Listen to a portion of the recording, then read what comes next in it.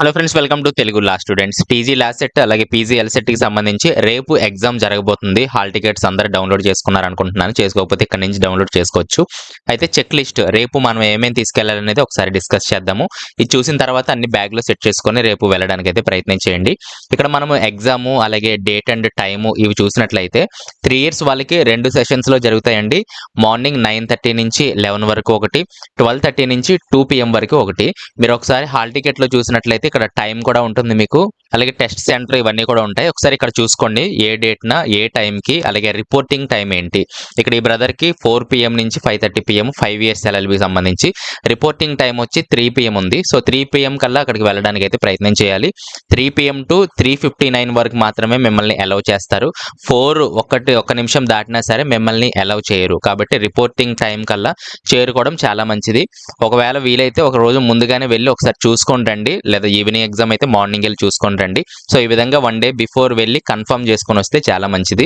5 years అలాగే LLM కి సంబంధించి అయితే ఈవినింగ్ 4 to 5:30 వరకు అయితే ఎగ్జామ్ జరుగుతుంది. 90 నిమిషాలు మాత్రమే మనం కంప్యూటర్ బేస్డ్ టెస్ట్ రాయాల్సి ఉంటుంది. కంప్యూటర్ లో ఎలా రాయాలో తెలియకపోతే డిస్క్రిప్షన్ లో ఒక వీడియో ఇస్తాను, అది చూసి రాయడానికి ప్రయత్నం చేయండి. టైం మేనేజ్మెంట్ ముఖ్యంగా మేనేజ్ చేసుకోండి.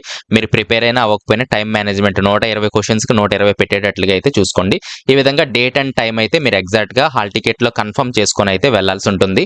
నెక్స్ట్ మ్యాండేటరీ డాక్యుమెంట్స్ మనం ఏమేమి తీసుకెళ్ళాలి ఆల్రెడీ డిస్కస్ చేసాము. ఈ చెక్ లిస్ట్ నేను టెలిగ్రామ్ ఛానల్లో కూడా ఇచ్చేస్తాను, అక్కడి నుంచి కూడా మీరు డౌన్లోడ్ చేసుకోవచ్చు.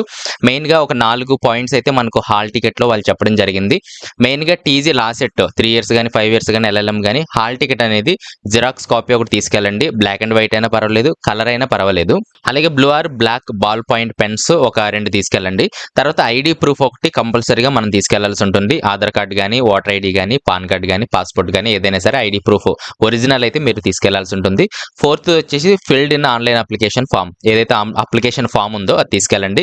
దీని మీద గెస్టెడ్ సైన్ చేయించాలా లేదా, ఇలా చాలా క్వశ్చన్స్ అయితే వస్తున్నాయి. హాల్ టికెట్ లో అయితే చేయించండి అని ఉంది.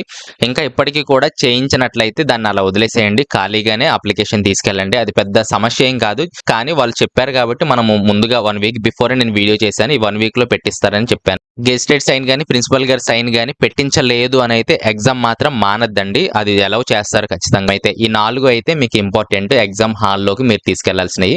మీరు బ్యాగ్ లో ఏం పెట్టుకుంటారు బ్యాకప్ గా అంటే ఒక జిరాక్స్ కాపీస్ పెట్టుకోండి. ఇవన్నీ కూడా హాల్ టికెట్ కానీ, ఐడి ప్రూఫ్ కానీ, ఫిల్డ్ ఆన్లైన్ అప్లికేషన్ కానీ ఒక జిరాక్స్ కాపీస్ బ్యాగ్ లో పెట్టేసుకోండి.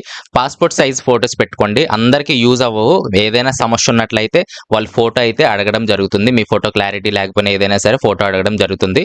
జస్ట్ బ్యాకప్ గా పెట్టుకోండి, అది అందరినీ అడుగుతారని కాదు, ఒక 2-3 ఫోటోస్ సరిపోతాయి. తర్వాత వాటర్ బాటిల్ అలాగే శానిటైజర్ ఇవన్నీ కూడా అక్కడ రాశారు, వీలైతే బ్యాగ్ లో పెట్టుకొని అయితే వెళ్ళండి.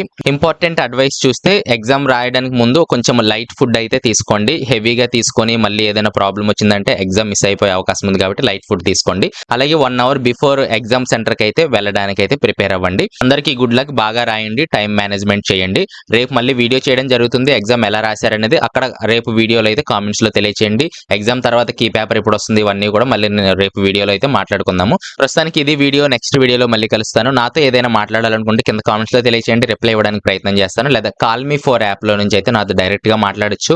నిమిషానికి 3 రూపీస్ అయితే చార్జ్ చేయడం జరుగుతుంది. యాప్ డౌన్లోడ్ చేసుకొని అక్కడి నుంచి అయితే నాతో మాట్లాడొచ్చు. నెక్స్ట్ వీడియోలో మళ్ళీ కలుస్తాను. Thanks for watching.